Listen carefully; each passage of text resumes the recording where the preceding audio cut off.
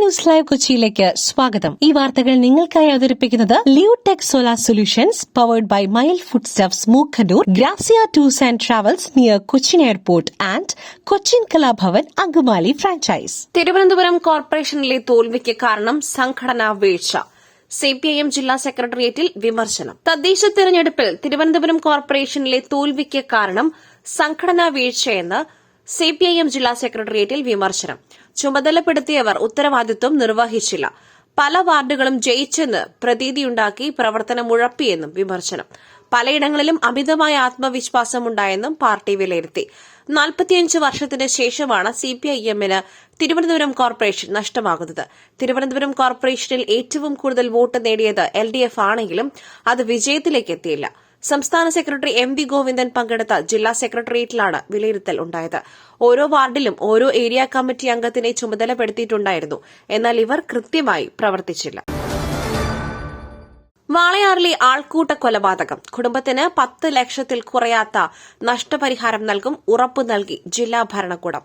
ആൾക്കൂട്ട ആക്രമണത്തിൽ കൊല്ലപ്പെട്ട റാം നാരായൺ ബഗേലിന്റെ കുടുംബത്തിന് 10 ലക്ഷത്തിൽ കുറയാത്ത നഷ്ടപരിഹാരം നൽകുമെന്ന് ജില്ലാ ഭരണകൂടം ഉറപ്പു നൽകി. പാലക്കാട് ആർഡിഒ കുടുംബവുമായി നടത്തിയ ചർച്ചയിലാണ് ഉറപ്പു നൽകിയത്. കേസന്വേഷണത്തിന് പ്രത്യേക സംഘത്തെ നിയോഗിക്കും. ആവശ്യങ്ങൾ അംഗീകരിച്ചതായി പാലക്കാട് ജില്ലാ ഭരണകൂടം വാർത്താക്കുറിപ്പായി പുറത്തിറക്കണമെന്ന് കുടുംബം ആവശ്യപ്പെട്ടിരുന്നു. ഇതും ജില്ലാ ഭരണകൂടം അംഗീകരിച്ചു. ഉറപ്പ് ലഭിച്ചു കഴിഞ്ഞാൽ മൃതദേഹം ഏറ്റെടുക്കാമെന്ന് കുടുംബം വ്യക്തമാക്കി. റാം നാരായൺ ബഗേലിന്റെ മൃതദേഹം തൃശൂർ മെഡിക്കൽ കോളേജ് ആശുപത്രിയിലെ മോർച്ചറിയിലാണ് സൂക്ഷിച്ചിരിക്കുന്നത്. കുടുംബവും ഇവിടെ തുടരുന്നുണ്ട്. തിരുവനന്തപുരത്ത് അനധികൃത വൈദ്യുത വേലിയിൽ നിന്നും ഷോക്കേറ്റൊരാൾ മരിച്ചു. തിരുവനന്തപുരം ദൈവപ്പുരയിൽ അനധികൃത വൈദ്യുത വേലിയിൽ നിന്നും ഷോക്കേറ്റൊരാൾ മരിച്ചു. ദൈവപ്പുര സ്വദേശി വിൽസണാണ് മരിച്ചത്. മൃതദേഹം വൈദ്യുത വേലിയിൽ കുരുങ്ങിക്കിടന്ന നിലയിലായിരുന്നു. ഇന്നലെ ഉച്ചയോടുകൂടിയായിരുന്നു സംഭവം. ആടിന് തീറ്റ തേടി ദൈവപ്പുര ഇഖ്ബാൽ കോളേജിന് സമീപമുള്ള പുരയിടത്തിൽ വച്ചാണ് അപകടം സംഭവിച്ചത്. ഇന്നലെ ഉച്ച മുതൽ വിൽസനെ കാണാതായതിന് പിന്നാലെ നാട്ടുകാരും കുടുംബവും അന്വേഷിച്ചിറങ്ങിയപ്പോഴാണ് മൃതദേഹം കണ്ടെത്തിയത്. രാത്രി 7 മണിയോടെയാണ് വിൽസനെ മരിച്ച നിലയിൽ കണ്ടെത്തിയത്.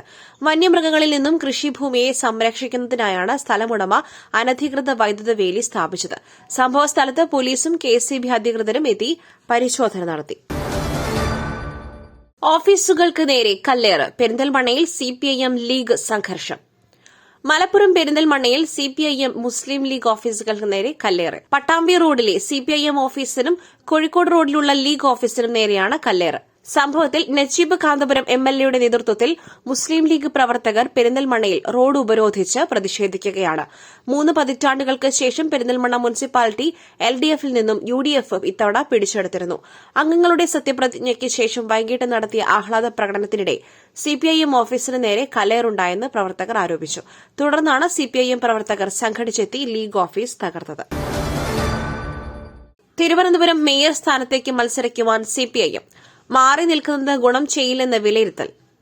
തിരുവനന്തപുരം കോർപ്പറേഷനിൽ മേയർ സ്ഥാനത്തേക്ക് മത്സരിക്കുവാൻ സിപിഐഎം. ആർ.പി. ശിവജി മേയർ സ്ഥാനാർത്ഥിയാകും.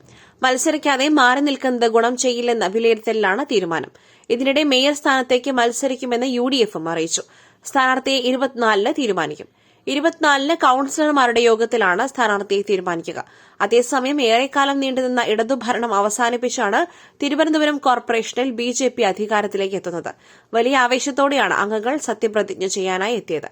തലസ്ഥാനത്തെ മേയർ ആരായിരിക്കും എന്നതിൽ ഇപ്പോഴും തീരുമാനമായിട്ടില്ല. പ്രതിപക്ഷത്തിരിക്കുമെന്ന് എൽഡിഎഫും യുഡിഎഫും നേരത്തെ വ്യക്തമാക്കിയിരുന്നു. പാളയം രക്തസാക്ഷി മണ്ഡപത്തിൽ നിന്നും ഘോഷയാത്രയായാണ് ബിജെപി അംഗങ്ങൾ കോർപ്പറേഷനിലേക്ക് എത്തിയത്.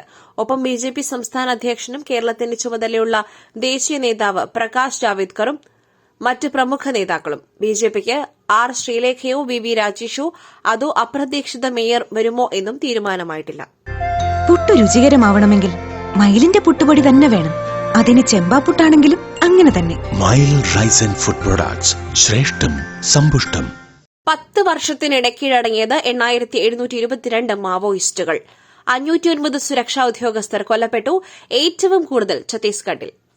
രാജ്യത്ത് മാവോയിസ്റ്റ് സാന്നിധ്യമുള്ളത് കേരളം ഉൾപ്പെടെ 10 സംസ്ഥാനങ്ങളിൽ ഛത്തീസ്ഗഡും ഝാർഖണ്ഡും ഉൾപ്പെടെ 8 സംസ്ഥാനങ്ങളിൽ ശക്തമായ മാവോയിസ്റ്റ് സാന്നിധ്യമുണ്ടെന്ന് കേന്ദ്ര ആഭ്യന്തര മന്ത്രാലയം വ്യക്തമാക്കുന്നു. 10 വർഷത്തിനിടെ ഏറ്റവും കൂടുതൽ മാവോയിസ്റ്റുകൾ കീഴടങ്ങിയതും സുരക്ഷാ ജീവനക്കാരും ജനങ്ങളും കൊല്ലപ്പെട്ടതും ഛത്തീസ്ഗഡിലാണ്. 6193 മാവോയിസ്റ്റുകൾ കീഴടങ്ങി.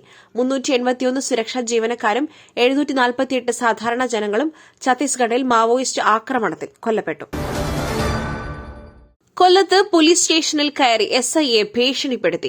CPIM നേതാവിനെതിരെ case. പോലീസ് സ്റ്റേഷനിൽ കയറി അവലും മലരും മേശപ്പുറത്ത് വച്ച സിപിഐഎം നേതാവിന്റെ ഭീഷണി.